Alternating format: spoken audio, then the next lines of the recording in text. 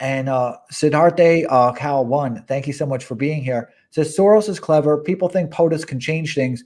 Soros hacked the structure of our bureaucracy. He did.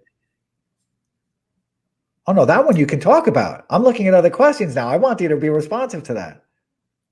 Yeah, no, I mean, I think that's absolutely true. I have tremendous respect for Soros. I think you can just learn a lot from someone like that. He's an oligarch. And I think one thing, that's, if not redemptive, at least kind of,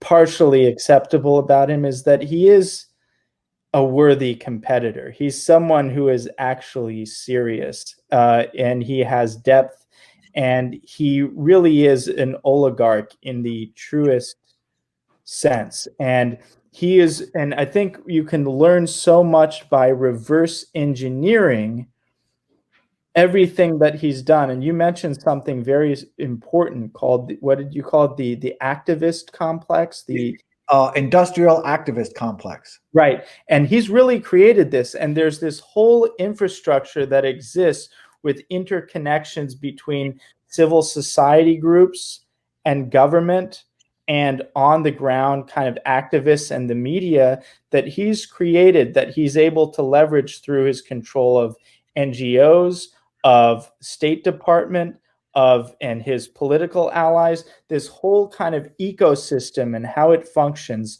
is something that is really important, really sophisticated, and must be reverse engineered, and it especially along all of the dimensions in which there are these cross integrations, and it serves so many functions. And one of the simplest functions is that if you are aligned with Soros, there are so many jobs that were available through his various outfits that simply being able to employ people who are on your side through this vast kind of patronage network, even that is not nothing. I'm not suggesting that's sort of the principal source, but that's such a simple thing that doesn't even really exist on the right. And I think that people on the right are wondering, why do we always kind of lose?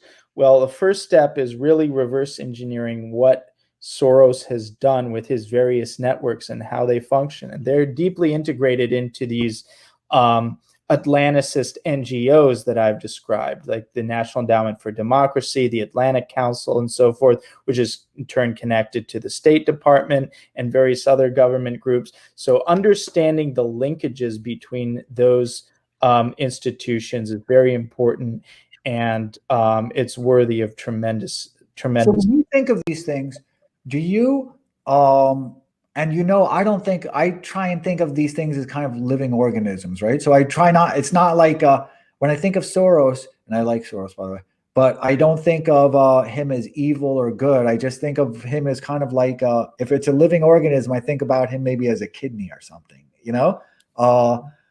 it takes up room in my body, but I really like it there. So, but again, I just look at these things as a living organism. There's a lot of complexity to these things, right? When you think of these things, do you think of them in terms of evil or I don't want to say Soros is evil because none of us are going to agree, hopefully, that he's an evil person, complex person, right? He's a proxy for the government. But do you think of these people as kind of their intentions are pernicious and malicious? How do you kind of think of people like Soros, and I would even include probably Paul Singer within that, or the Kochs, or just kind of that whole apparatus of the oligarchs? Well, I think it would diminish. Let's put it this way. No great villain would think of himself as being evil. I don't think you can be a great villain if you think of yourself as being evil, because I think that's a very limited. How do you think of them? I'm very interested in when you think of Soros, and I know there's been a lot of writing about it in Revolver .news, and I remember Revolver when I was telling everyone that they got to check it out because it's going to grow, and you guys are doing fantastic things, really some brilliant stuff. Some of your stuff is actually in my Chronicle, right? I had to download our interview with Julian Assange's fiance. I did. So the thing I'm very interested in is, how do you kind of build your mental model of someone like Soros? Do you give him some type of attributes in terms of a personality, or properties in terms of intentions, good or evil? Or how do you kind of think of these things?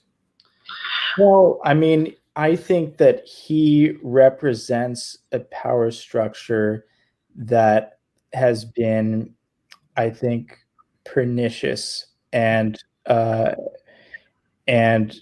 it's not so much. I think there is a moral dimension, and I think Soros is responsible for great evil. And I wouldn't hesitate to call him evil, but I wouldn't reduce him. I wouldn't reduce him to evil, but I would call him evil because he has promoted precisely those disruptive mechanisms that ruin the capacity for a healthy and functioning But society. there has to be a cruelty just in governing, right?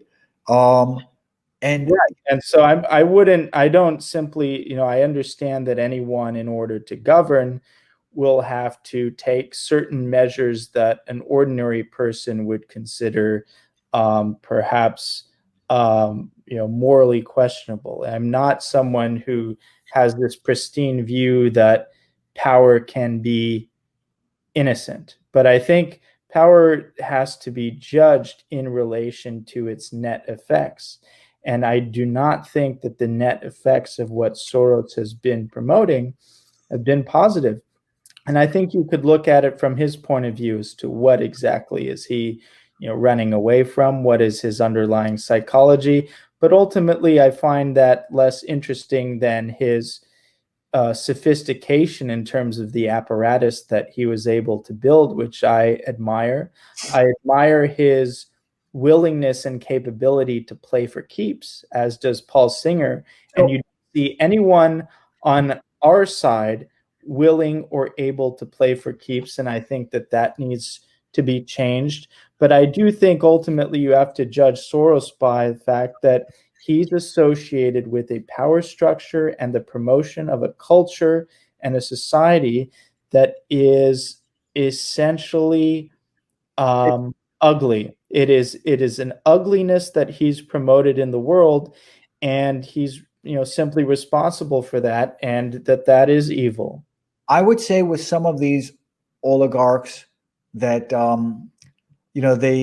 they don't have kind of the Medici type of Florence, their love of their Florence people.